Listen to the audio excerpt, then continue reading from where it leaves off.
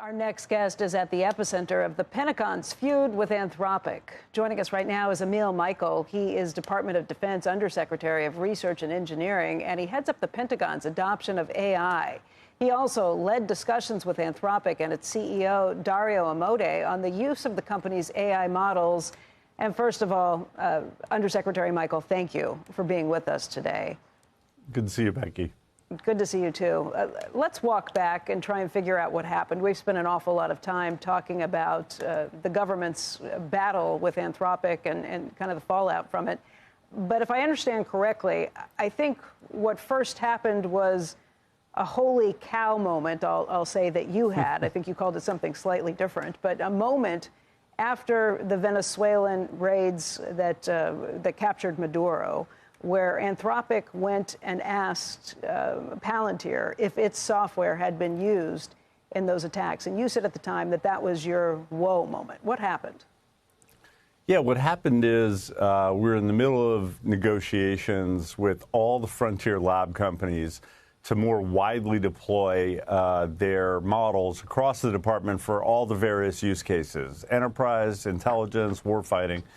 And then after the Maduro raid, one of the senior executives from Anthropic had called Palantir, who's the prime contractor, and Anthropic's a subcontractor in a contract with the Department of War, and asked if their software was used, which is classified information, and implying that if they didn't like the way it was used in that raid, that we might have a problem and have violated the terms of the contract, which meant that they could shut us off at any time, which was the whoa moment, because then we realized we are dependent on this one provider who wants to insert their policy preferences in the middle of an operation potentially and harm the warfighter. And that was something that we took extremely seriously at the time.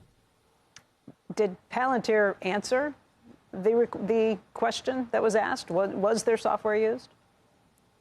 Yeah, I can't say. It's not okay for me to say here. Yeah, it's still classified. But the mere asking of the question and then the mere relaying of that question to other executives at the company who have since commented that they were asking different kinds of questions and they didn't have clearances really posed a big problem. But really the substance of problems there was that they were worried about their software being used in a raid. And remember, they've sold their product into what's called a combatant command that engages in combat. And their terms of service, trying to restrict how that combat is conducted. And that means they're inserting themselves in the chain of command. And that was very worrisome to us at the Pentagon. Okay, let's walk through what we on the outside have kind of heard and how it's been reported and how we understand it. The sticking point came down to 2 points in the negotiations that you were leading with Anthropic.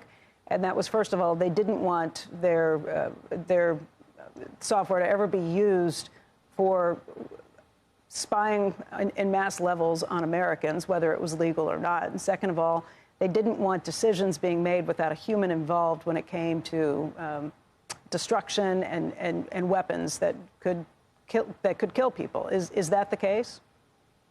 No, it's sort of a red herring. When we got the contract that we inherited from the Biden administration, there were 25 pages of different restrictions on the Department of War and its use cases.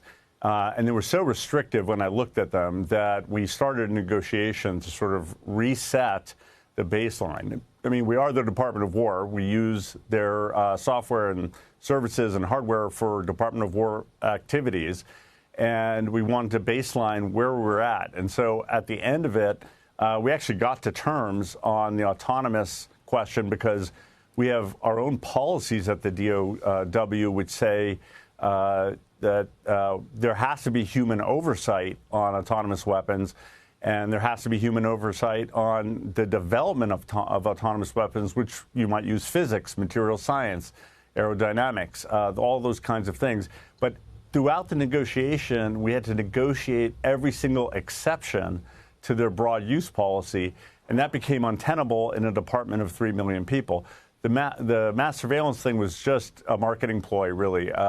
The Department of War has no equities in that kind of thing. We follow the law. We actually agreed to put in the contract that we follow the 1947 National Security Act, the FISA Act, and all other applicable laws. They were trying to redefine their own definition of what domestic surveillance meant and take that power away from Congress and our democratically elected leadership. Emil, let me ask what happened with OpenAI, because you were negotiating with OpenAI at the same time.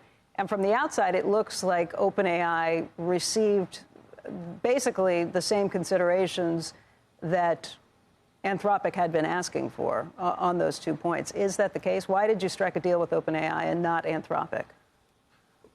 There was a few points here. So we told every frontier model company that every lab gets the same terms. Because we're the government, we have to be fair. And frankly, we wanted all 4 labs to have their products available to our warfighters. And so the contracts that we wrote are very similar in what they provide. And different types of language got people more comfortable than others. So there was really no big difference between the two. Remember, at the Department of War, we have 2 types of agencies. We have the combatant commands and the Department of War where the civilians work.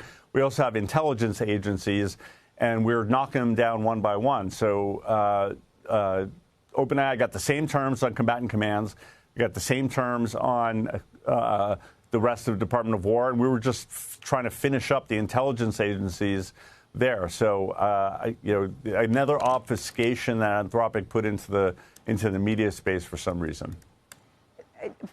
From some of the conversations we've had around this table, is that we are in an arms race right now with China in particular. We believe we're at the front with AI. Anthropic clearly is one of the leading firms in that fight. By going a step further, obviously the government can do business with whoever it wants, but by taking that further step and declaring them a threat to the supply chain, meaning that other contractors to the government can't use them, that probably puts Anthropic in a pretty perilous position in terms of continuing to, take on the Chinese and be able to develop at a faster pace. What do you say to that argument? Yeah, I'd say that the way their executives conducted themselves by asking for classified information and communicating messages that should be classified among their executives, bad faith negotiations. And then the other really subtle point that I think we're going to hear a lot about AI in the coming year, insider threats, model poisoning. Remember, their model has a soul, has a constitution. That's not the U.S. Constitution. The other day, their model was anxious. And they believe it has a 20% chance right now of being sentient and have its own ability to make decisions.